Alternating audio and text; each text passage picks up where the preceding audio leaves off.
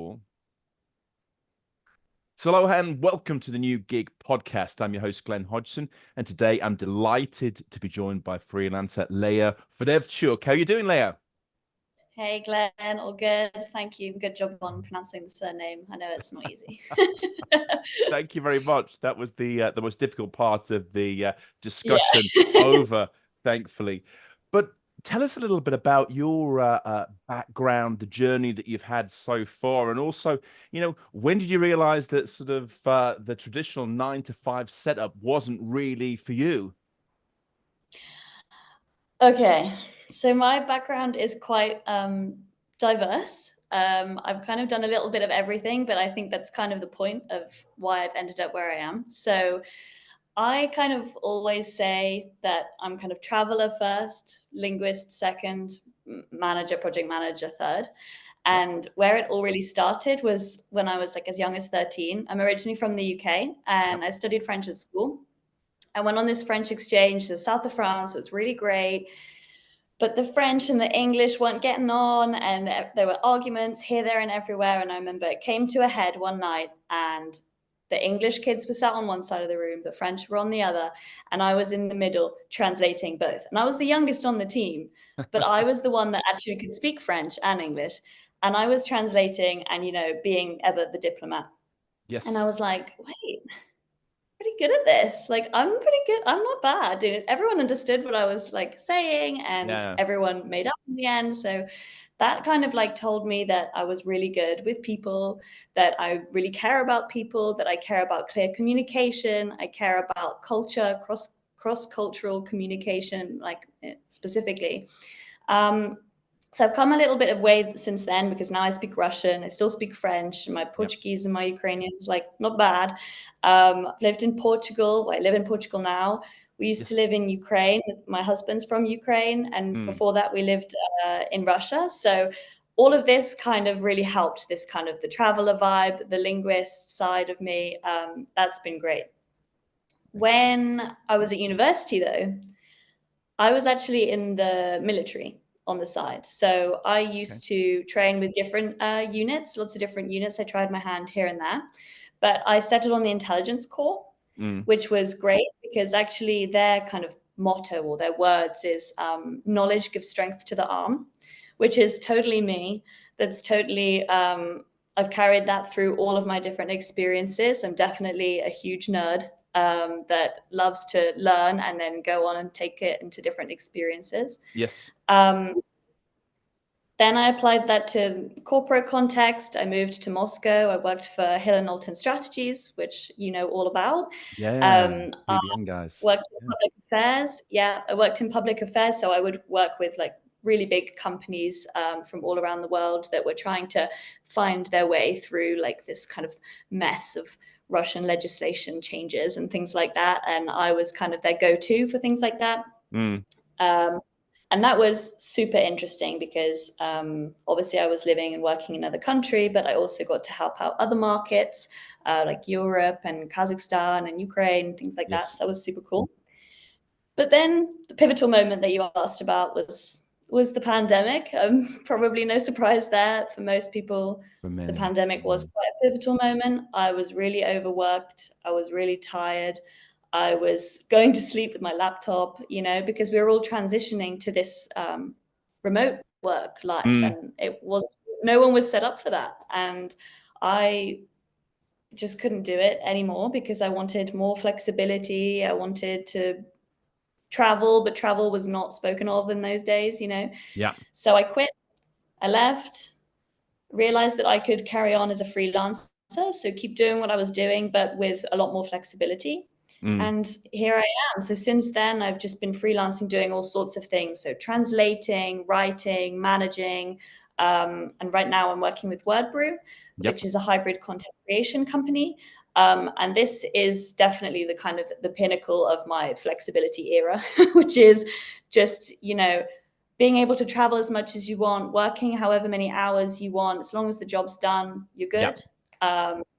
I love that. I love the flexibility. I love the diversity. And I love that being a freelancer means you can slot into kind of any company, anywhere, at any time. You just need a Yeah. laptop and a Wi-Fi connection. Love that. Absolutely. And how easy was this transition, in terms of finding clients, finding projects, finding opportunities? Was this within your existing network, or were you using platforms to find the projects and activities? How did you kind of go about it? What was your game plan, Leah? I definitely did not have a game plan. My game plan was just survive the Yes. apocalypse, 2020, Yeah. survive that first. I'm actually quite lucky. When you just mentioned platforms, I'm actually quite lucky that I never did have to go onto platforms. I think a Okay. couple of times I did make a few connections online, people noticing me on Facebook, but luckily I was mostly word of mouth, which was Yeah. great, especially for things like translating, because I found myself in a place where Russian speaking people, business people around Europe would need someone who has a better control of English to write their Right. stuff for them, write their content for them. So that was really helpful because, people that share cultures or share languages, they talk and then you kind of go through the grapevine, and that's really great. Mm. But the transition in general was stressful at first. I mean, like Yeah. 2020, no one was adequately positioned to just do that transformation like that, right? Everyone was really struggling at the beginning. It was really hard. And it was hard not to work too much, Yeah. because you were just overcompensating for absolutely everything. That was really difficult, I would say. But luckily, I found my stride. It did take a couple of years, though. It took a couple of Mm. years. I think, well, that's natural. I think anything big or anything important, there's going to be an amount of sort of stress, strain, and a little bit of anxiety and pain as well. Let's be honest about it. These things don't just flow naturally. It's a bit of testing things out, particularly when it's uncharted waters in terms of the pandemic, and getting to grips with the technology, but also getting to grips with the mindset of companies and organizations, how to actually have this relationship, but also to integrate freelance and open talent into the structure so that projects are done and value can be added. Yeah, yeah, exactly. I would say that as soon as I went freelance, the pressure kind of went down, because when Right. I was an employee at a company that paid me a solid salary for this many hours a day, and you Yeah. had to really show that you were really working on all of that, that was stressful. As soon as I went freelance, I had much more control. I even felt a lot more respect, because people were like, could you possibly help me do this? Or could you possibly Right. pop online and help me with that? Yeah. Whereas when I was in a company, it was very much like, where are you? What are you doing? Send me that thing by 3, and Yeah. that was, I'm really glad that I made that transition. Mm. And so, and this is the thing as well. I think that so many companies and organizations are going through that transition whereby by trying to control more and micromanage, they actually have the opposite effect. They annoy more people, they get less productivity, and people who are, the talent that is required is more willing to go somewhere else because of the fact that these confines, whether it's a physical or a digital prison that's created, is not really a very good environment for getting the best out of individuals. Yeah, no, we've seen, I think, a huge increase in just this value of trust. I don't think Yeah, we really thought about that much because we all just lived in the office together, practically yeah, lived in the office together. We could see what everyone was doing all the time, yeah. whereas now trust is such a huge factor. Like, Mm, for founders or entrepreneurs or CEOs, whoever, they need to know that they can trust, or they need to be able to quite willingly trust the people that they hire. yeah, But then also the employees themselves or the freelancers themselves need to trust themselves and their work environment, that everything's going to be okay, they can slot in, yeah. that kind of thing. So yeah, Mm. I would say that this trust factor is like a really, really important shift. Mm. And I guess it's as a worker, but also I guess as a manager or whether it's a company founder or running a team, the values and the soft skills involved with leadership are much more evolved, shall we say, today than they were in a traditional sort of top-down command and control structure. It's much more of Yeah, a matrix organization that you need new skills and a different touch with it with different people as well. yeah, Yeah, 100%. I definitely agree with that. And I think that the trust thing, like I just said, is a huge drive Yeah. for that. But I'm lucky to be working where I am with Wedbury right now, for example. My boss is very in tune with these kinds of elements of remote work. She's very Brilliant. passionate about remote work, which is Mm, great because she feels that it just inspires more creativity. People feel more willing to pour themselves into their work if they are happy in their own lives, which is great. But I completely. also just Yeah. see a lot more willingness to just learn. I don't know if that's the generation thing or if that's a post-pandemic thing. Maybe it's a combination of both. Yeah. But reading books, listening to podcasts about management, all of these kinds of things, it's like a real dedication to being a good leader, Mm. which is important now, I think. Well, I think it is, and I think there's so much on that point as well, Leah. There's so much material available, whether it's podcasts, whether it's short videos or long form conversations as well. There's so much Yeah. knowledge, expertise. People sort of share more than ever. So I'm going to show my age now, but when I was sort of a teenager, even then you'd have to sort of go to a library and try and get a book that was something Mhm. that was obviously out of date, or go to a periodical or a magazine. Well, it wasn't really the greatest way of imparting information. But now I think for the greatest time in history in terms of the knowledge, expertise, and really ability to share best practice is there, and Mm, it's all around us, and it's only a few clicks away, which I think is fantastic. But of course, we need the filter, and we need to know what to choose and what to look for. But I think it's going to be it's crucial in terms of self development, the evolution of the individual, and their mhm. skills that they have. Yeah, yeah, I definitely agree. It's what your podcast is partly about, surely, right? It Is to is. It explore is. kinds of topics. It is. Try to share what's actually going on, but also for individuals to share best practice as well, and what works for them, because everyone's very different in terms of how they want to work, where they want to work, and when they want to work, and that's fine. And also, I think the thing is that there are some individuals who love to go to an office 9 to 5, 5 days a week, and they think it's fantastic. Nothing wrong with that at all. There's no value judgment there Mhm. at all, but it's just the ability to. There's an increasing number of people who have a different viewpoint, that they want more flexibility, they want more choice, and they shouldn't be excluded, and they shouldn't be treated as second-class citizens, or something, not quite as good because they're choosing something that's a little bit different and a little bit new. Yeah, totally. What I find even kind of funny is the rise of co-working spaces because Right? everyone used to, there was a point where everyone was anti-office and then everyone was pro-remote. And then now we have this weird space where it's like, I want to be remote and but I do want the comfort of an office and a nice Yes, desk and a little bit of community. I just don't want it every day. I know plenty of people that love co-working spaces because it's a place where you can kind of jam with other people, get out of your definitely. own head and energy a little bit, Yeah. and that's super cool. But it is funny, isn't it, how we find like society always kind of comes back to balance. It's like one extreme, another, and then it's like, well, now co-work. It does, and I think that pendulum effect is important. I think you also need to, with a lot of these things, I think you almost need to push the pendulum a little bit too far before it swings back. Yeah, So yeah, it's everyone. Oh, I just want to be completely remote, but then people realize, well, actually, I like a few colleagues. I like going for a few drinks after yeah. work. I like being able to sort of use a few people as sounding boards. And I'm exactly the same myself. I've got a co-working space that I that use here in Oh yeah. at Sweden, but it's also it's a network. It's other places as well, and Mm. I'm not in every day. Definitely not. Sort of few times a month, different offices, different locations, and it's Yeah. fantastic, and it suits me. And I think that flexibility and choice is something that everyone really looks forward to it, and really has a lot of respect for.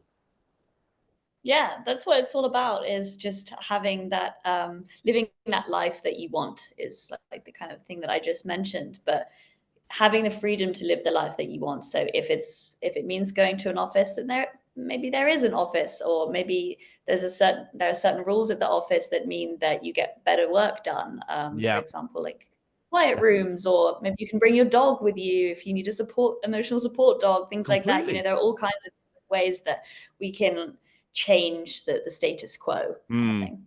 Well, this is something that I've sort of met more and more people who you say like a support dog. They like to have, sort of Yeah, whether it's a pet. There's some people who just do not thrive for mental conditions that they have. They just don't thrive in an office environment. It's either noisy or they need to have their own space.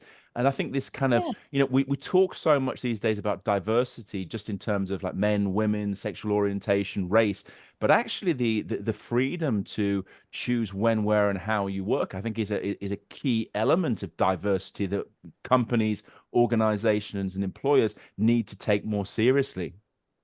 yeah, totally. I mean, there are so many studies right now. I don't remember any of the figures off the top of my head, unfortunately, but I Yeah, remember reading some really interesting pieces about, the increasing trend at the moment of employers starting to demand that people go back to the office. It's right. kind of a stealth operation, but Yeah, it's yeah, happening. yeah, yeah, And there was an article about how like a huge percentage of women will then just have to quit because they yeah, can't do that anymore. That's not, as like especially single moms or stay-at-home moms that balance definitely. work and parenting at the same time. Mm, It just means that a lot of people will be forced back out of the workforce, which is yeah, really unfair.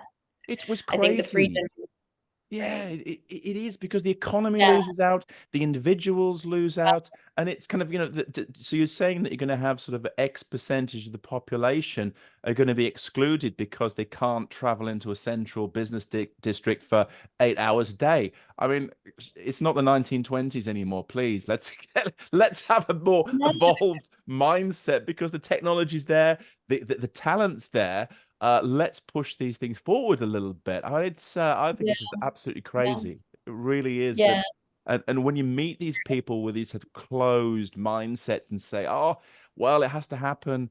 It's for compliance issues." I said, "Well, there's no compliance issues around this. You actually get more out of people as opposed to less." And I think if they really sort of tried this, they would see the benefits for the organization as well as the benefits for the individual. So this is a strong topic that I feel very, I get quite on my high horse about, Leia, yeah, because I just see the benefits of it as well from both sides, that everyone wins, and yeah, why would you stand in the way of this? It's crazy. But of course, being a freelancer, there's more responsibility on yourself. And I think one of the things that, it's following true. you, getting to know you as well, is the fact that you've been very strong on building your online presence. So could you say a little bit about the importance of that, but also how you've gone about it personally in terms of creating a brand? It's a bit of a cringy word, but creating a brand for yourself and these things Yeah. around it there.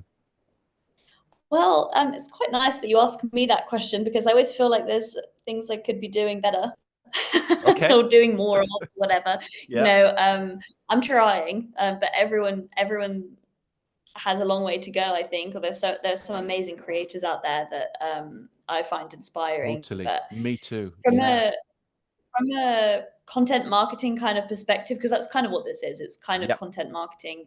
Um, I honestly think that 2024 is the year of the personal brand. So all you need is a LinkedIn profile to see it. Like you can see some really amazing creators, like I just mentioned, that are Yep. writing such cool stuff or they're posting stuff that is it's just them. Like you feel their presence in what they're writing, what they're sharing. So I think in this AI is kind of has a really interesting Okay. um, Yep.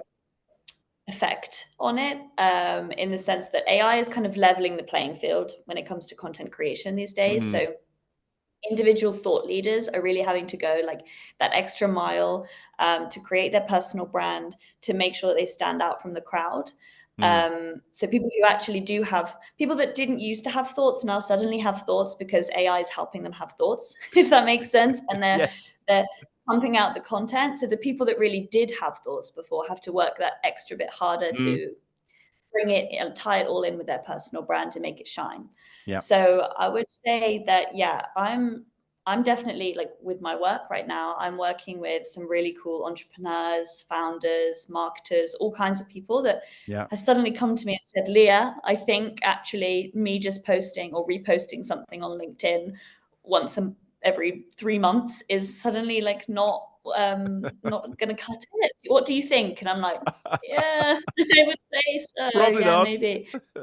Yeah, probably we should, get those numbers up a little bit, because what I'm finding, especially with posting online, is that if it has a face on it, it's the credibility is through the roof. If it's just a business page or it's just a faceless blog or whatever, it's not always doing what we want it to be doing. But when it Yeah. comes from a person, which feeds into their personal brand, that Yeah. it goes through the roof. So I Mm, definitely think that online presence is super important these days, no matter what your goal, to be honest. It feeds mm, into everything. mm. I would just advise that the more you experiment, mix it up, try your hand at it, the more you'll find yourself in your personal brand. So, Yeah. writing things, posting things, videoing things, podcasts, all these kinds of things, Mm. they all add color to someone's personal brand, and you niche down eventually.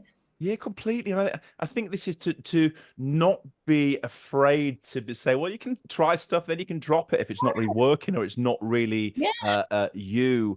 But I think just to try stuff and see what fits is really important. But I think it also goes back to the point you were making before about sort of trust. I think there's the element of credibility and also authenticity which comes through Yeah, posting. true. Um, and that also helps to build trust. I mean, the number of people that I've met and followed online, and then sort of talked with either in person or digitally, you've already got sort of a bit of an idea of the individual, the character, what they're Right? into. Yeah. So it's a way of projecting in terms of what you are, what you bring, and also a little bit about your personality and character as well. So it's very, very useful channels. I think also people who are introverted as well, I think it also creates opportunities for them to almost have to test it, see what's important.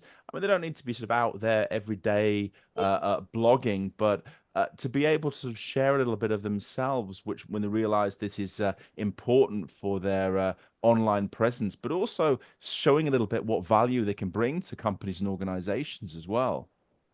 Mhm, mhm. Yeah, what you said about the kind of the trust aspect, I definitely agree with, because it definitely adds credibility and just kind of sets the scene for who you are as a person and what you bring to the table before Yeah, you even meet a person. So I speak to people, I'll jump on a call with someone that found me on LinkedIn, yeah. and they'll say, "Oh, I didn't expect the British accent, but otherwise you speak exactly as you write." That's a They good thing. read my posts now in my voice, and they say it's exactly you, and I'm Yeah. like, oh, thank God, because there is a time when you start posting, you're a bit like, I think this is how it's done. Mm, I think this is what you're supposed to say on LinkedIn, right? mm. And it's not, and it's a bit fake, but you get there in the end, finding your Well, balance there. this is it. I think this is one of the things that came through sort of Facebook and Instagram.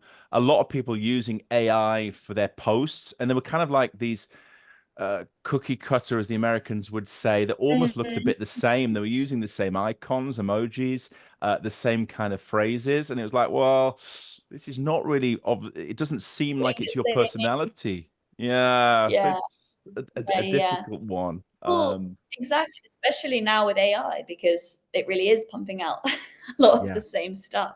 So the people Yes. who actually can express themselves or have something to say, they'll, shine, or stand out from the crowd, whatever. Yeah, yeah. I mean, so these things, I think AI is fantastic for a first draft that you can sort of get ideas together and things like that. But to use it as your finished article, I think you can the new average, and you become very bland very quickly. I think if you just rely on these things, so it's that sort of how to use the technology and not the technology to use you, I guess. Yeah, yeah. Well, I mean, this is my bread and butter these days, is the hybrid content creation, is, leveraging Completely. AI, but then injecting your subject matter expertise, to Yes. create something that is like easy to create, but Yeah. also very valuable. Mm, Because yeah, what you just said about pumping out the same stuff, you become very boring very quickly. It actually makes the trust go down very quickly as well. People Right. think that, oh, I'm posting more, I'll be more credible because it looks like I have loads to say or I know loads of stuff. But if people feel that this is just a robot and you thought Yeah. that you could just get away with posting whatever rubbish Yeah. you wanted, then your Doesn't. credibility actually goes down. People start to wonder, does this guy even know what he's talking Yeah. about? Yeah. Has he just copied it? Has he changed it at all? Has he fact checked it? Stuff Mm, like that. So actually, AI content can go horribly wrong. mm.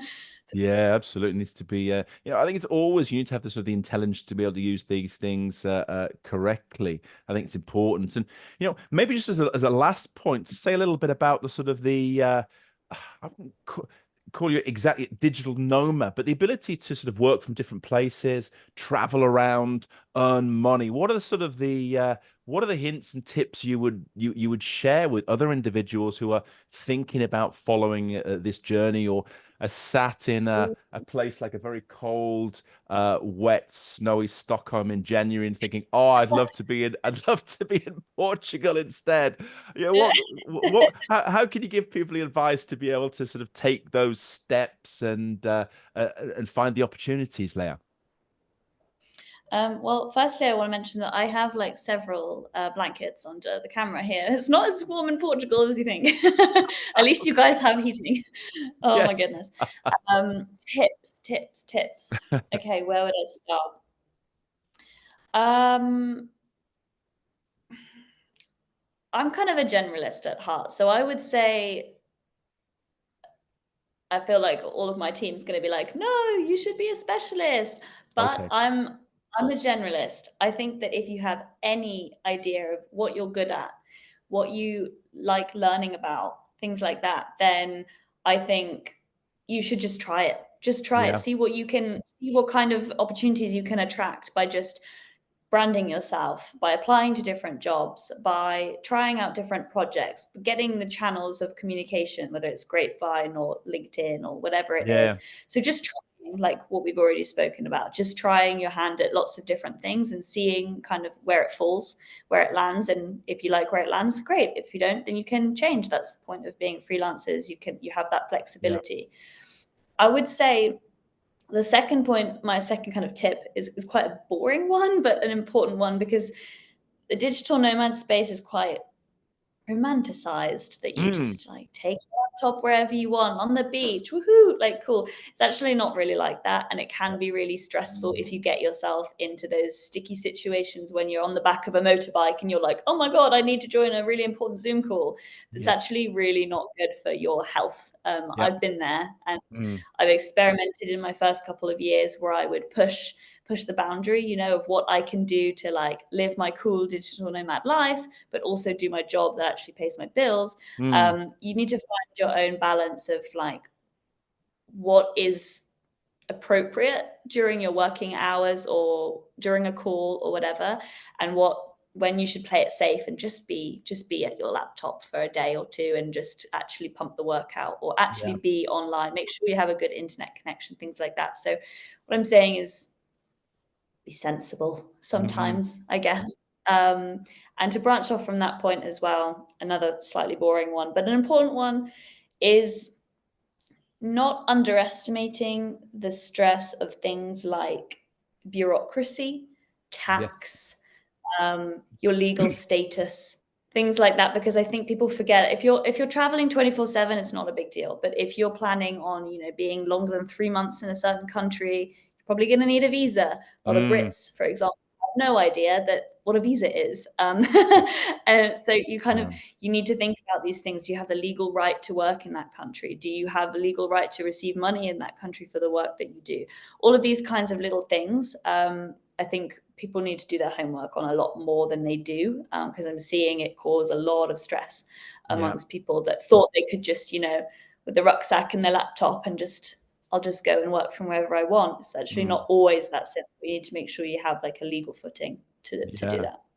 Well, this is great advice. This is absolutely fantastic because you can have your ideas and your passion, but you need to sort of take care of the small stuff, the bureaucracy, and the less sexy things as well, but so important to get right, because if not, it can land you in a whole host of problems, and that could Yeah, certainly take the shine off any digital nomad to- lifestyle if you're going to be thrown out of the totally. country, for example. Yeah, Yeah, yeah, totally. And that's why I say that it's kind of boring, but it's important. Once you have all of those ducks in rows, then you yep, can go off and you can live your best digital nomad life. But if you don't have that sensible aspect where you're thinking, okay, I need to do a tax declaration, or I need to pay my student loan, or yeah, whatever it is, and you have your paperwork, and my mum would be extremely proud of me right now if she saw this.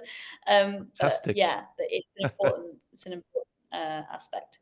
It really is. Well, Leah, it's fantastic what you're doing. Really looking forward to seeing more of the work you're doing. Of course, the podcast that you're involved in as well, and sharing sort of thoughts and ideas. And all credit to you. And really want you to come back and share more thoughts, ideas, and best practice in the future. And until then, I hope it warms up a little bit in Portugal. But Yeah. look forward to seeing you soon. Thanks, Glenn. Thanks so much.